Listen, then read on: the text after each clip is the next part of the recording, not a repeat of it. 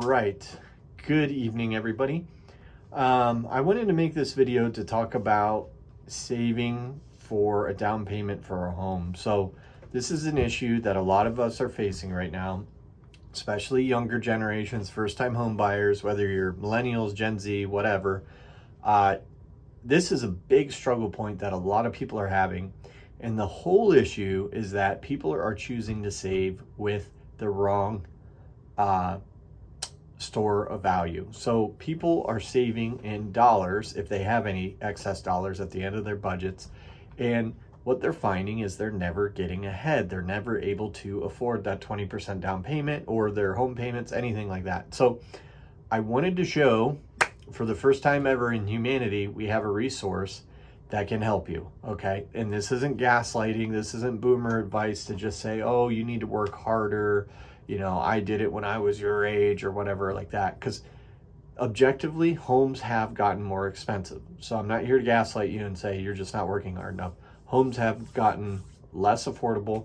And that is largely due to the currency or the store of value that you're trying to use to build up and afford this thing is diluting at a faster rate than you could possibly keep up with. So you need to start saving in Bitcoin. So I put together a quick scenario in a spreadsheet here. And what you're looking at is median home prices going into the future. So right now, as of 2025, 420,000 is about the median house price, okay? And that 20% down payment would be $84,000. So if you were starting from scratch and wanting to save up for a down payment today, you would need about $97,000 5 years from now. That's assuming house prices grow by 3%, which is kind of a typical growth rate for home prices. It kind of follows inflation or M2 money supply expansion.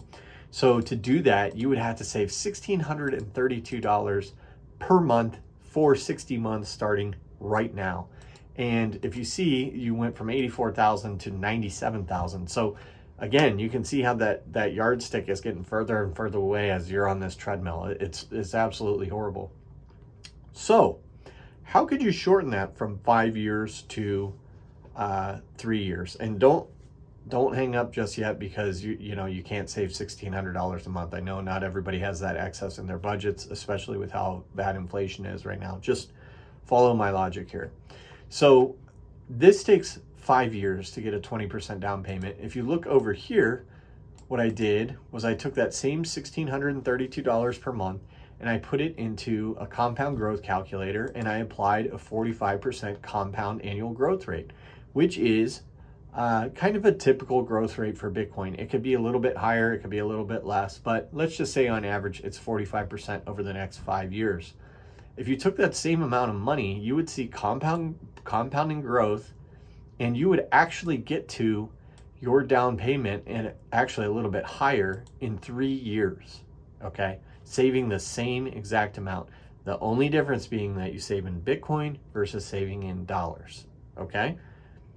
Does that not make a lot more sense and sound a lot more attainable to be 3 years away from your down payment versus 5 years? I think so. And you know, honestly, it could go up or down or sideways for a little bit. Bitcoin's probably not going to grow exactly at 45% a year, but there is such a difference in how much money you would have. Essentially, you would have like close to $60,000 in USD over 3 years, but with Bitcoin, you would have just over 100,000. So you're talking a $40,000 spread right there in 3 years. That's incredible. You absolutely should take advantage of that. So that's just one option. So I get it. Not everybody has $1,600 a month. So what I would encourage you to do is look into it yourself and say, okay, let's say I did $500 a month. How much of a down payment could I have? So that's interesting. So again, a 5-year scenario, you need about a 20% down payment, but just doing $500 a month, again at 45% compound annual growth, you would get there for the median house or close to it. So with a significantly, a third as much being saved each month. So all I'm trying to say here in this video is you absolutely should look at Bitcoin as a savings technology, not dollars. You're never going to get ahead. You're always going to wonder, why can't I afford a house? Why aren't they just going to crash, come down in price? Don't leave things up to fate that you can't, afford things. Take some agency over your life. Start learning about Bitcoin, study it, and, start making the right choices to live in a fair and honest system that actually shows you the appreciation that you deserve, if you pay attention to it and learn about it. So why am I so adamant about this? Well, I'm not the only one. There's been a ton of Bitcoin influencers that have been talking about the same subject online recently, and I wanted to make a video of my own about it. The reason I care about it myself is I've been through this struggle as a young man trying to save and get a down payment for a house, and I overcame that, but it was incredibly difficult. And what I'm seeing is the generations that are just behind me, the younger men and women that are just behind me, are still struggling with this, and they're going to continue to struggle with this. And then the generation behind them is going to have it even worse and worse and worse. I would like to reverse that difficulty by showing them, I'm just a couple steps ahead of you. Hey, look at this. I wish I had somebody mentoring me that was 5, 6, 7 years older than me saying, hey, you should look at Bitcoin, several years ago. But it wasn't as mainstream then. It wasn't as widely adopted. Now it is. So I'm telling you, if buying a house is one of your goals and you're having a very tough time getting there, you need to consider using Bitcoin as your savings technology. And I can't guarantee anything. This isn't financial advice. What I'm saying is you probably have a lot better shot using Bitcoin versus dollars. Okay. So again, reasons this is important to me is I really want the best future for the next generation. I want the best future for my kids. They're a long way off from being home buying age. They're very young, but eventually they'll get into the position where they need to buy a home, and I want them to be prepared to do that. Buying a home, although it's not really a great investment, it is a really important social investment for your nuclear family. There's just something about having your own shelter that you own, that you can have a wife in, you can have kids, start a family. Those are things that I really want to see start reversing trend in the United States, especially other parts of the world, of course, as well. Because if you do not have kids, it's entirely your choice to do so. But a lot of people I know, my age group, are choosing not to have kids, and it's all because of money, because it's too expensive. They're afraid, they're uncertain about the future.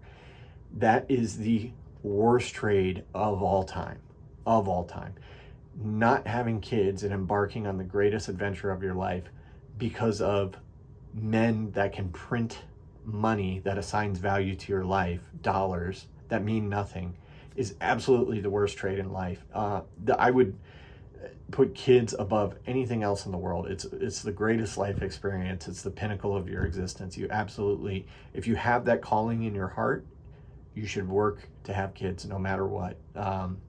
Now, you definitely want to put some cushion away and make sure that you're financially able to and responsible and raising them as best you can to your ability. That's going to mean different things for different people. But again, Bitcoin is a good way to secure their future. If you're putting away even just small amounts of Bitcoin, you're going to see that accumulate and grow and create that little nest that you need to be there for emergencies, medical things, diapers, wipes, all the traditional things that kids take to raise them. So they're not cheap, that's for sure. But as a father myself, I can tell you that kids are the greatest adventure of life. The cohorts that are in the 20 to 30-year-old range right now that are opting out of having kids and they're just choosing not to, when they reach the later decades, 40s, 50s, 60s, and they don't have kids around, they are going to be incredibly lonely. I feel like depression rates among those generations are going to skyrocket because they're just going to wonder what it was all for. And if you don't have kids, that's fine. That's your option. I'm not saying you have to have them, but if you're considering it and you have that little bit of pull in your heart to have kids, you should really take that calling seriously and consider it, and find a really good spouse to do that with as well, because that's the key to all of this. So anyway, wanted to share this video. I think it's incredibly important. I really do care about the next generation. just behind me a couple steps, and I just want to show this evidence of you don't have to hear gaslighting advice from boomers that you work with that say, oh, you just need to work harder. I never made what you made when I was 20 years old, but I had a house. All this terrible financial advice that you get. It's really discouraging, but we are incredibly fortunate that we live in a time where Bitcoin exists. We can still buy it. We can still put it in cold storage and ride the appreciation wave. So you need to get on that train as soon as possible. Whatever allocation you can make, $5 a week, $5 a month, does not matter. Start stacking it, start figuring out how to store it properly and safely, and prepare for a bright future. If you have any questions about this, I'd be glad to hear from you. Leave me a comment and send me a message, whatever. But I really want to help out the future generations.